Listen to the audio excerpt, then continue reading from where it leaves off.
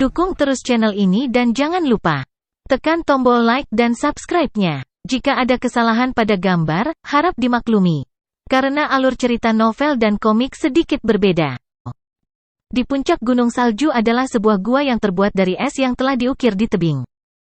Pintu gua ditutup, itu juga terbuat dari es, dan dilindungi oleh sinar cahaya. Di dalam gua ada dua wanita muda. Mereka duduk di atas bantal, berhadap-hadapan. Cahaya yang tidak bisa ditembus memisahkan keduanya. Seseorang memiliki rambut panjang, kulit halus dan wajah cantik, dan terlihat sangat anggun dan sopan. Dia duduk di atas bantal tanpa mengeluarkan suara. Dia juga memiliki sosok yang baik juga. Dia adalah permaisuri air, Hongyan. Wanita lain juga terlihat sangat menawan, tetapi kepribadiannya tampak sangat berbeda dengan Hongyan. Sebaliknya, dia terlihat sangat menggoda. Ini adalah Ratu Es, Liu Jingning. Hongyan, seluruh negara air adalah milikku sekarang. Saya pikir Anda sebaiknya meninggalkan tempat ini. Gunung 5 Elemen adalah tempat kecil untuk Anda tinggali, kata Ratu Es. SS 0XSS. Permaisuri air tidak menjawab. Qi bangkit dari tubuhnya. Tampaknya Qi sedang mencoba untuk mematahkan pesona yang membatasi di tanah suci. Jelas, kekuatan inti sejati seseorang tidak akan kehilangan efek di gua ini. Jangan coba-coba melanggar larangan di sini. Kamu tidak akan berhasil. Aku tahu kamu datang ke sini untuk mencoba melanggar larangan. Tapi kamu pasti gagal, sama seperti yang ibumu lakukan. Kenapa repot-repot? Liu Jingning tertawa. Mendengar ini, permaisuri air tiba-tiba membuka matanya. Hongyan berkata dengan dingin, saya tahu keluarga Jiang yang mengirim tentara untuk membantu Anda. Saya ingin Anda memberitahu mereka bahwa karena saya sudah pergi, saya tidak akan kembali untuk mencoba dan mengambil tahta. Liu Jingning mencibir. Tidak peduli apa yang kamu katakan, nama keluargamu adalah Jiang, jadi kamu masih anggota keluarga Jiang. Selama kamu masih hidup, orang-orang itu tidak akan berhenti khawatir. Jadi mereka mengirimmu ke sini untuk mengambil nyawaku? Kamu tidak akan berhasil, kata Hongyan. Tentu saja, saya tidak dapat mengambil hidup Anda dan saya tidak berani melakukannya karena Anda juga anggota keluarga Jiang. 50 tahun yang lalu, saya datang jauh-jauh ke sini untuk mengambil barang itu. Saya tidak pernah berpikir bahwa Anda akan berada di sini. Dan tidak pernah terpikir olehku bahwa mendiang Kaisar Negara Air akan benar-benar menjadi pelayan ayahmu. Dia bahkan secara resmi menerimamu sebagai putrinya dan menjadikanmu ahli warisnya. Kupikir alasan mengapa dia melakukannya adalah untuk mencoba bersembunyi identitas aslinya sebagai pelayan ayahmu. Barang itu milik mendiang ibuku. Kamu tidak boleh mengambilnya. Hongyan menggelengkan kepalanya. Liu Jingning berkata dengan suara rendah, mengapa? Apakah kamu benar-benar berpikir benda itu dapat mengubah nasibmu? Tidak mungkin, mendiang ibumu gagal saat itu, dan kamu juga akan. Liu Jingning mencibir. Jiang Hongyan, kamu dan mendiang ibumu pasti akan menderita. Ayahmu meninggal untuk mengubah nasib ibumu dan dia masih tidak berhasil. Sebenarnya tidak ada yang bisa. Tapi bagiku, barang itu bisa membantuku menjadi lebih kuat. Mengapa Anda harus menghentikan saya untuk mencapai itu?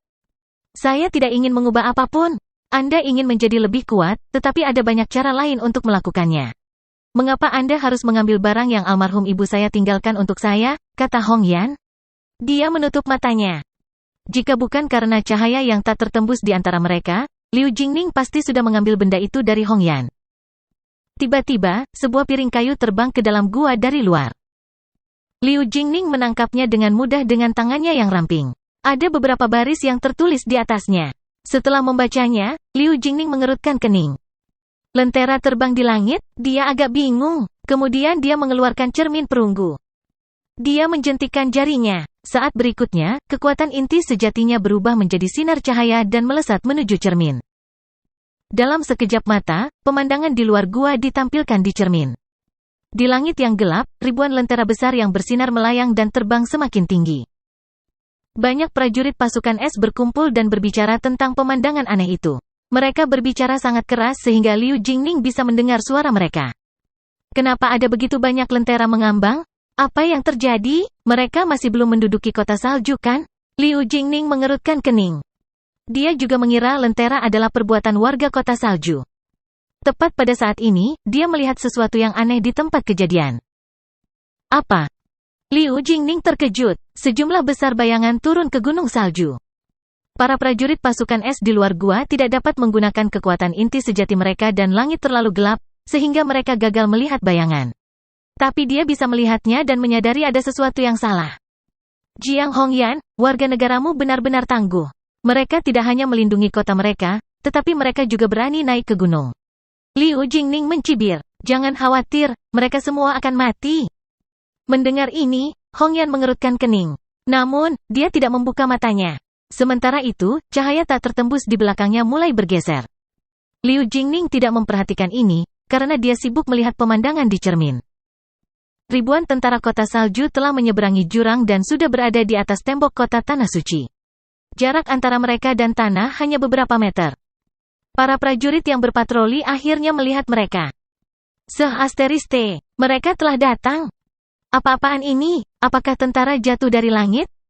CK, para prajurit jatuh dari langit. Mereka adalah orang-orang dari kota salju. Apa? Bagaimana mereka terbang melintasi jurang? Jangan bicara omong kosong. Beritahu jenderal. Di mana para pemanah itu? Suruh mereka datang sekarang juga. Para prajurit mulai berteriak dan berlarian seperti anak ayam tanpa kepala. Pada saat ini, Suke dan para prajurit kota salju semuanya mendarat. Sebelum dia menyentuh tanah, Suke mengeluarkan pengeras suara dan berkata, kejutan. Anda telah dikelilingi oleh kami. Sekarang, pria berdiri di kiri, wanita di kanan, dan semua orang di tengah. Kepala dan jongkok. Suara Suke bergema di gunung salju. Apakah orang ini ingin menjarah kita? Mendengar dia berbicara, Liu Jingning tercengang dan tidak bisa menahan tawa. Dari cermin, dia melihat dengan jelas bahwa pria itu adalah pria muda yang tampan. Dia tidak pernah membayangkan bahwa pria seperti dia bisa berbicara seperti itu. Tiba-tiba, permaisuri air membuka matanya. Dia terkejut dengan apa yang dia lihat dari cermin Suke dan banyak tentara lainnya jatuh dari langit, di mana lentera Kongming yang tak terhitung jumlahnya mengambang. Meskipun dia terlihat sangat lembut, dia sebenarnya cukup kuat dan berani. Bagaimana dia bisa sampai di sini? Permaisuri air sangat terkejut. Kunjungi freewebovel.com untuk pengalaman membaca novel terbaik. Dia telah bertemu Suke untuk pertama kalinya di Menara Jiwa, dan telah mengetahui kekuatannya yang luar biasa saat mereka berada di negara api bersama. Segala sesuatu tentang dia kembali ke pikirannya. Dia tersenyum sedikit. Senyumnya begitu indah sehingga bisa menutupi keindahan semua bunga di dunia. Jiang Hongyan, saya belum pernah bertemu pemuda tampan ini sebelumnya. Saya melihatnya datang ke sini bersama situ, jadi dia pasti sangat kuat. Mengapa saya belum pernah melihatnya sebelumnya?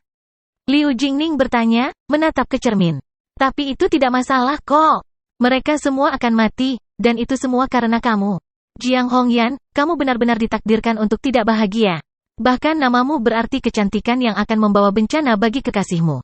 Titik. Itu menunjukkan dengan jelas bahwa siapapun yang terlibat dengan Anda akan selalu kehilangan nyawanya untuk Anda. Liu Jingning mencibir. Mendengar ini, Hongyan berkata dengan lembut, kamulah yang harus khawatir. Prajuritmu akan dikalahkan olehnya. Liu Jingning, jika kamu tidak ingin semua prajuritmu mati, aku sarankan kamu pergi sekarang. Omong kosong. Liu Jingning berbalik dan tertawa keras, seolah-olah dia telah mendengar lelucon lucu. Permaisuri air menggelengkan kepalanya dan tersenyum. Jiang Hongyan, saya tidak pernah berpikir bahwa Anda mungkin menjadi kurang cerdas sejak meninggalkan keluarga Jiang. Apakah Anda benar-benar berpikir saya akan mempercayai kata-kata Anda?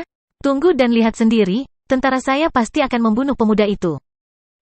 Keduanya berhenti berbicara dan menatap cermin bersama. Di antara semua orang di sekitar mereka, Suke adalah yang tertinggi. Kepribadiannya yang nakal sepertinya sama sekali tidak cocok dengan penampilannya yang lembut. Meskipun sepertinya situ yang memimpin para prajurit, pada kenyataannya, Suke adalah pemimpin mereka yang sebenarnya. Sebelum mendarat, mereka telah mengendurkan sayap kain mereka dan mengeluarkan tombak panjang mereka, menyerang para prajurit pasukan es saat mereka mendekati tanah. Para prajurit pasukan es belum siap untuk ini sama sekali. Hanya ada beberapa ratus tentara yang berpatroli di tembok kota, dan mereka tidak pernah menyangka hal seperti itu akan terjadi. Segera, ratusan tentara di bawah komando Ratu Es terbunuh. Suke memegang pedang bintang 8 di tangannya dan menyerang, menebang sendiri sebagian besar prajurit. Meskipun dia tidak bisa menggunakan kekuatan inti sejatinya, dia masih bisa dengan mudah membunuh musuh, memotong garis mereka seolah-olah mereka adalah tumpukan lumpur. Kemudian dia menggunakan teknik Lone Nine Swords sampai mereka hampir hancur seluruhnya. Dalam waktu yang sangat singkat, prajurit terakhir pasukan es jatuh. Suke melangkahi tubuhnya dan berteriak, sekarang, siapa yang masih ingin melawanku? Siapa? Semua prajurit kota salju berteriak serempak. Mereka merasa sangat bersemangat, karena dengan mudah membunuh semua tentara yang berpatroli. Situ dengan bangga berdiri di atas tembok kota, memegang senjatanya, Fang Tianji, di tangannya. Matanya penuh dengan kegembiraan. Setelah melihat apa yang telah dilakukan Suke, dia sekarang merasa sangat percaya diri dengan kemampuan mereka untuk memenangkan pertempuran ini. SS. Beraninya kau, terdengar teriakan. Seorang pria yang sangat kuat melangkah keluar dari kamp. Mengenakan armor es, dia berada di level 4 dari tahap transformasi bayi, dan terlihat sangat kuat meskipun tidak memiliki akses ke kekuatan inti sejatinya. Beraninya kamu, rekan-rekanku, ayo bunuh mereka semua, teriak pria kuat itu, sambil melambaikan tangannya dengan liar. Dalam sekejap mata, tentara pasukan es yang tak terhitung jumlahnya keluar dari kamp dan berkumpul menjadi formasi pertempuran. Karena sudah larut malam, sebagian besar prajurit sebelumnya telah beristirahat. Namun, setelah mendengar perintah orang kuat itu, mereka buru-buru bangun. Beberapa dari mereka masih mengenakan baju besi es. Suke berteriak, tembak anak panahmu. Ya. Semua prajurit kota salju dengan cepat melepaskan panah mereka. Dalam satu gerakan tiba-tiba, panah terbang ke arah prajurit pasukan es seperti hujan yang turun. Prajurit pasukan es yang tak terhitung jumlahnya tewas saat itu juga, sebelum mendekati tembok kota. Tanpa bantuan kekuatan inti sejati, sebagian besar tidak dapat menahan panah. Yang terpenting, Suke sekarang sudah menempati tembok kota. Tembak, jangan berhenti, benar, ayo tembak mereka sampai mati, tembak mereka di wajah. Suke berdiri di tembok kota, meneriakkan semangat.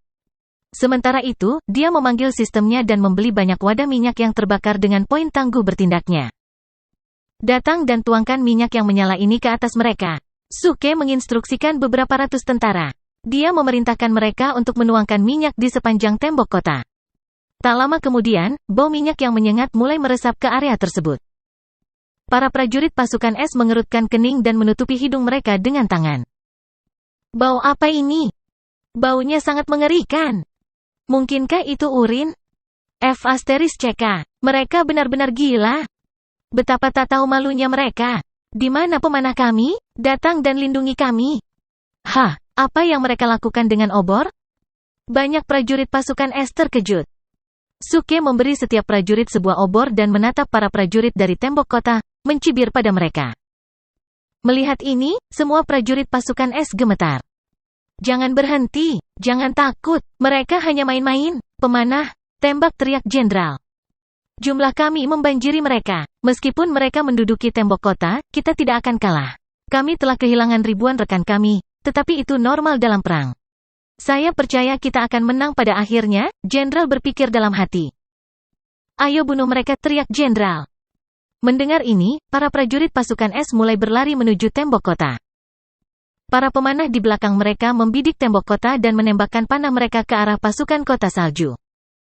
Melihat ini, Suke mencibir. Bodoh sekali, lempar semua obor.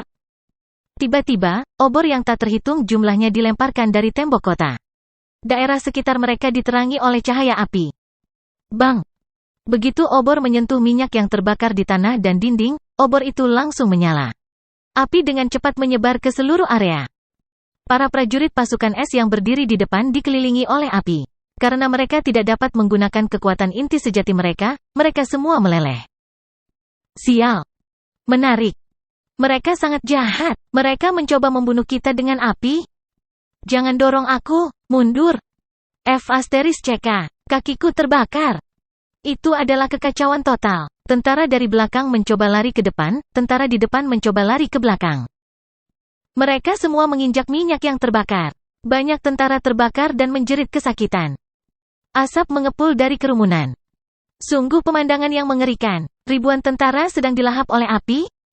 Suke berhenti tertawa. Bahkan dia juga merasa agak kejam membunuh mereka dengan cara ini. Tetapi jika dia tidak membunuh mereka, maka para prajurit kota salju yang akan mati. Itulah mengapa dia memutuskan untuk membakar mereka sampai mati. Begitu para prajurit pasukan es cukup takut dengan ini, dia pasti akan menang. Jeritan itu terus berlanjut saat tentara pasukan es yang tak terhitung jumlahnya kehilangan nyawa mereka di lautan api. Para pemanah di belakang tentara benar-benar tercengang. Wajah mereka semua menjadi pucat dan mereka duduk diam. Jenderal terkejut dan sangat marah sehingga dia mengepalkan tinjunya. Para prajurit yang mati semuanya adalah bawahannya, bagaimana mungkin dia tidak marah? Betapa jahatnya kamu, beraninya kamu melakukan ini, Jenderal berteriak ke tembok kota. Mendengar ini, para prajurit kota salju di tembok kota semuanya menundukkan kepala, merasa sedikit sedih tentang apa yang telah mereka lakukan. Pada saat ini, Suke melangkah maju dan berteriak, mereka adalah pengkhianat. Mereka menyerbu negaramu, mereka membunuh rekan-rekanmu dan menjarah kami. Apakah kamu benar-benar berpikir kamu harus membiarkan mereka pergi? Mendengar ini, para prajurit kota salju tidak menjawab.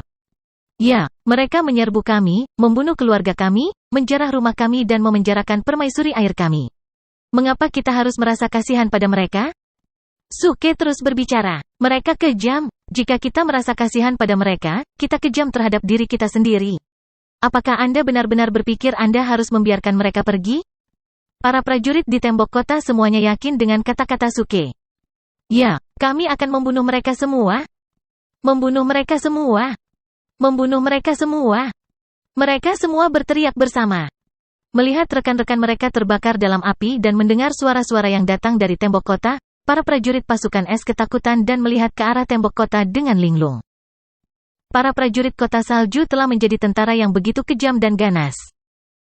Mereka menduduki tembok kota kita dan membunuh rekan-rekan kita dengan api. Kami tidak dapat menggunakan kekuatan inti sejati kami, yang berarti bahwa kami tidak berbeda dengan manusia di sini. Bagaimana kita bisa mengalahkan mereka? Tiba-tiba, semua prajurit pasukan es merasa sangat lelah. Mereka tidak lagi ingin berkelahi. Jenderal tidak bisa berkata-kata. Dia memandang Suke dan merasa sangat terkejut dengan apa yang telah dia lakukan. Siapa orang ini? Dia masih sangat muda, tapi dia sudah pandai mengangkat moral para prajurit. Siapa dia? Selama perang, selain kekuatan seorang prajurit, hal terpenting berikutnya adalah memiliki seorang jenderal yang mengerti bagaimana mengangkat moral prajuritnya. Tidak peduli seberapa kuat secara fisik pasukan itu, begitu para prajurit menjadi putus asa, mereka pasti akan kalah. Suke jelas mengetahui hal ini, itulah sebabnya dia menggunakan kata-katanya dengan cekatan untuk mengangkat semangat rekan-rekannya. Di dalam gua, semua peristiwa yang terjadi di luar diproyeksikan di cermin. Liu Jingning benar-benar terkejut dengan apa yang dia lihat. Dia tidak pernah menyangka pemuda itu begitu kejam, dan sangat efektif dalam meningkatkan moral teman-temannya. Dia telah berhasil sepenuhnya mengubah energi para prajurit kota salju, yang seharusnya hanya pasukan biasa. Lebih jauh lagi, dia hampir menakuti prajuritnya sampai mati. Itu tidak mungkin. Liu Jingning tiba-tiba berbalik dan berteriak, Jiang Hongyan, katakan padaku siapa pemuda ini. Apakah dia putra sucimu? Itu tidak mungkin. Dia hanya di level 8 tahap transformasi bayi, jadi dia tidak bisa seorang putra suci. Hongyan tersenyum. Dia berasal dari negara api, dan dia dibesarkan di Gunung 5 Elemen. Tapi dengan kekuatannya, dia pasti memenuhi syarat untuk menjadi putra suci. Omong kosong, tidak mungkin ada putra suci di Gunung 5 Elemen. Liu Jingning terkejut. Kamu harus pergi dengan tentaramu sekarang, jika tidak, kamu semua akan terbunuh. Hongyan berkata dengan lembut. Mendengar ini, Liu Jingning terkejut. Tidak, kamu berbohong, dia bersikeras. Kau pikir aku akan percaya kata-katamu? Hongyan berbicara, aku hanya tidak ingin pemuda itu membunuh orang lain lagi. Dia telah membunuh terlalu banyak. Tindakan seperti itu yang dilakukan pada usia yang begitu muda akan membuat hidupnya sangat sulit di masa depan. Liu Jingning mencibir. Dia hanya di level 10 dari tahap transformasi bayi. Aku tidak melihat perbedaan apa yang bisa dia buat. Hongyan berhenti berbicara, senyum masam di bibirnya. Dia menutup matanya lagi dan terus bertarung melawan pesona yang membatasi dengan kekuatan inti sejatinya. Di dalam hatinya, dia sudah tahu bahwa Suke akan menang. Liu Jingning sangat marah dan mencibir. Jiang Hongyan, Anda tidak bisa menakut-nakuti saya. Hanya karena tentara saya tidak dapat menggunakan kekuatan inti sejati mereka di sini, mereka gagal untuk melawan. Jangan lupa, saya telah menduduki semua negara air. Jika saya ingin membunuh dia, aku akan bisa membunuhnya sekarang. Bunuh dia sekarang. Hongyan pernah mendengar seseorang mengatakan hal yang sama persis di masa lalu. Tianxa, yang berada di level 8 dari tahap transformasi bayi, pernah mengucapkan kalimat yang tepat ini. Tapi dia telah dibunuh oleh Suke pada akhirnya.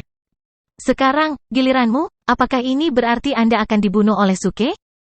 Memikirkan hal ini, Hongyan tersenyum. Pesona restriktif di belakangnya mulai berputar dan bergeser. Di luar, pertempuran semakin intens. Jenderal sekarang telah mengubah taktik. Dia memerintahkan para pemanah untuk menembakkan panah mereka dari jarak yang sangat jauh, dan mengumpulkan prajurit yang tersisa. Dia kemudian membagi mereka menjadi banyak tim kecil. Setiap tim memiliki sekitar 100 orang. Akhirnya, dia meminta semua prajurit untuk bergerak menuju tembok kota dari segala arah. Suke memiliki banyak minyak yang terbakar, tetapi dia merasa bahwa akan terlalu kejam untuk membunuh musuh-musuhnya dengan cara ini. Dia khawatir ini akan menciptakan beberapa masalah psikologis bagi Situ dan para prajurit kota salju. Sebenarnya, kekhawatirannya memang masuk akal. Sejak awal pertempuran, Situ telah berdiri di sampingnya dan dia tidak mengeluarkan suara sama sekali. Sekarang, Suke memutuskan untuk mengubah taktik juga. Sistem, berapa banyak poin tangguh bertindak yang harus saya bayar untuk membeli panah berulang Zuge? 10 poin tangguh bertindak untuk 100 busur? Baik, beri saya 5.000 busur. Dia berhenti. Ngomong-ngomong, beri aku, Raja Wushu, dan telapak tangan naga penakluk juga. Karena kekuatan internal tubuh sendiri tidak dibatasi di sini, inilah saatnya bagiku untuk memberi mereka pertunjukan yang bagus.